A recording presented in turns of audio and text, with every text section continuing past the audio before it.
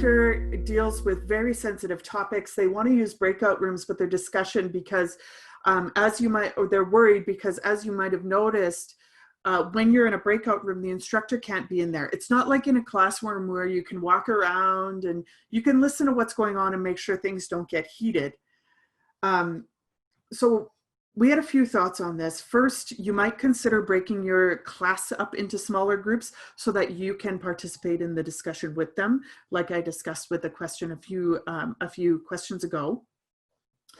However, if you have a really big class, say 300 students, that would mean 10 to 20 sessions a week, and that's just not possible.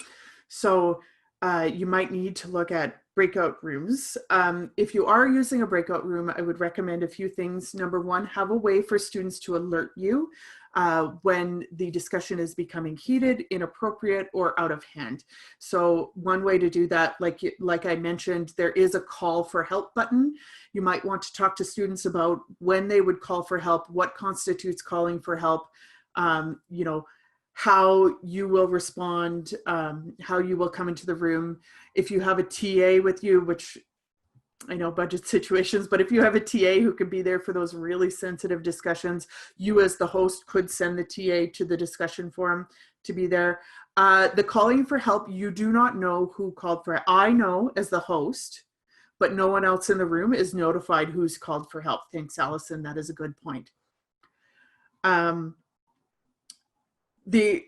This is also good because if you go with those really small rooms and the instructors there, sometimes students aren't as open. So it's a tough line to walk. There's not really a perfect answer to this, but if you're heading down the discussion for the breakout room route, I would certainly recommend having a discussion about calling for help when it's needed, why it's needed, and why it's important.